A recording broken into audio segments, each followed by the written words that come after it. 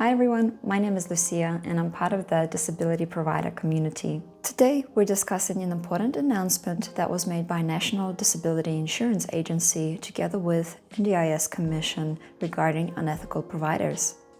The announcement was distributed to support coordinators end of May 2024.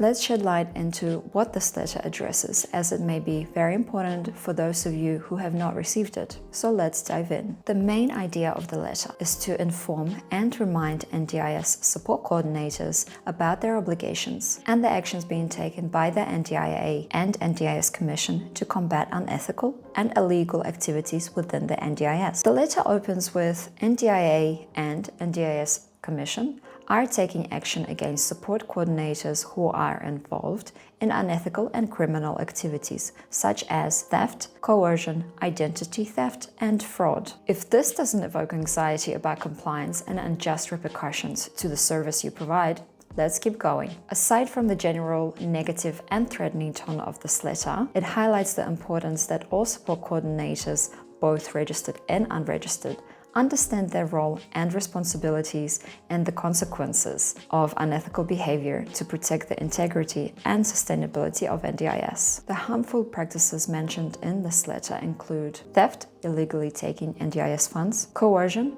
forcing or manipulating participants or other stakeholders into actions that are against their best interests or that facilitate fraud, identity theft, stealing personal information to misuse NDIS funds or for other fraudulent purposes. Fraud, engaging in deceptive practices to obtain NDIS funds illicitly.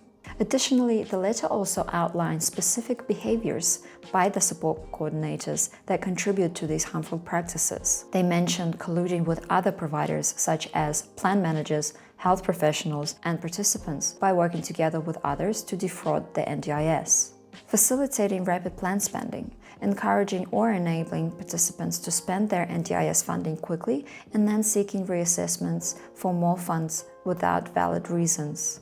Misusing NDIS funds, spending funds in ways that are not in accordance with the participant's plan or intended outcomes. It is important to understand that NDIA and NDIS Commission want to drive the point that these practices not only harm participants by reducing the level of funding, but also damage the reputation of honest support coordinators and undermine the sustainability of the NDIS as a whole. The NDIA and NDIS Commission want to drive the point that there is zero tolerance for such behavior. They are actively removing unethical support coordinators by referring them to law enforcement agencies. Specifically, the letter includes the mention of other law enforcing agencies such as Australian Federal Police, responsible for investigating serious criminal offences, including fraud, Australian Criminal Intelligence Commission, which focuses on gathering intelligence and disrupting serious and organised crime, which may include fraud relating to the NDIS. Australian Taxation Office monitors compliance with tax obligations related to NDIS payments. Australian Competition and Consumer Commission ensures compliance with consumer protection laws and may investigate fraudulent practices. Australian Securities and Investment Commission regulates financial services and markets, including investigating financial misconduct. These agencies collaborate in a coordinated effort to identify, prevent, and prosecute fraudulent activities within the NDIS, ensuring accountability and maintaining the integrity of the scheme. The letter mentions that hundreds of unethical providers have already been deregistered and banned, and this effort in maintaining the integrity of the scheme will keep ramping up. One of the main ideas that I get from this letter is the collaborative approach by other agencies in fighting fraud. In my understanding, this will not only affect support coordinators, but other unethical providers in the scheme. Let me know in the comments below whether you have received this letter and what were your initial thoughts and feelings about this. Did NDIA and NDIS Commission address everything that they should have, or have they missed something out? I think that standard of good practice should absolutely apply to all registered and unregistered support coordinators by keeping accurate records, avoiding conflict of interest, refraining from misusing NDIS funds, complying with all relevant laws, including tax obligations. Now, this of course applies to all of the providers in the scheme and not just support coordinators. Now, it is important to note that this letter was sent to registered providers only. However, many unregistered providers did not receive this correspondence. This is a significant issue because just 2 weeks ago, the Minister of the NDIS, Bill Shorten, revealed that 87%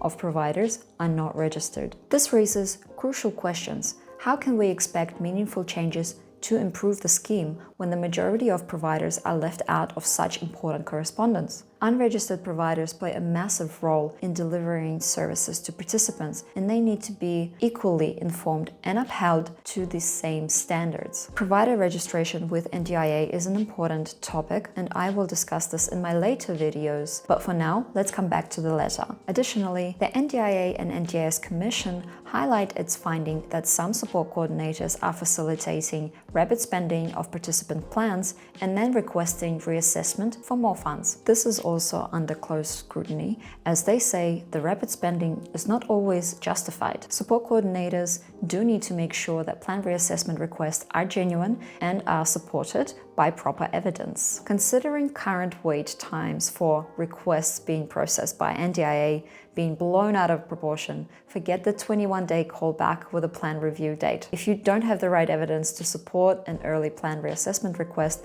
NDIA urges you to work with your participant to withdraw this request. My guess is that NDIA will say anything at this stage in order to ease the pressure they're experiencing, but to actually address the waiting times for any submitted request. I will stop my little rant there. I am also aware of the general feeling of frustration across the disability provider community. For the NDIS to truly succeed and maintain its integrity, it's vital that all providers, whether registered or unregistered, are aware of their obligations and the consequences of unethical behavior. That's why I decided to start with diving into this announcement, with its message hopefully reaching those that aren't aware. If you suspect any unethical behavior, report it through the NDIA fraud reporting form, and I will leave a link in the comment section below this video. To sum up, support coordinators advocate for participants, ensure effective plan implementation, and help navigate services, providing essential support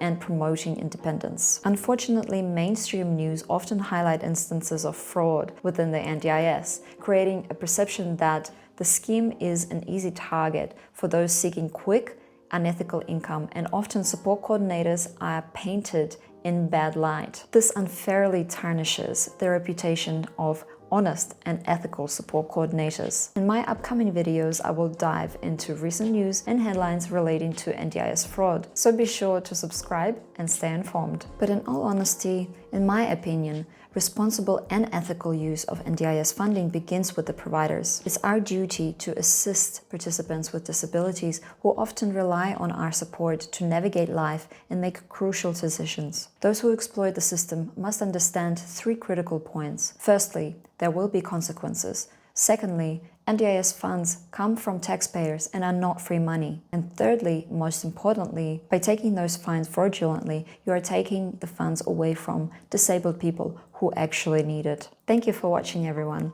Stay informed and stay ethical. Please like, subscribe, and also share with others, as it is a free way to support my channel and hopefully for these videos to reach others that might find this information useful.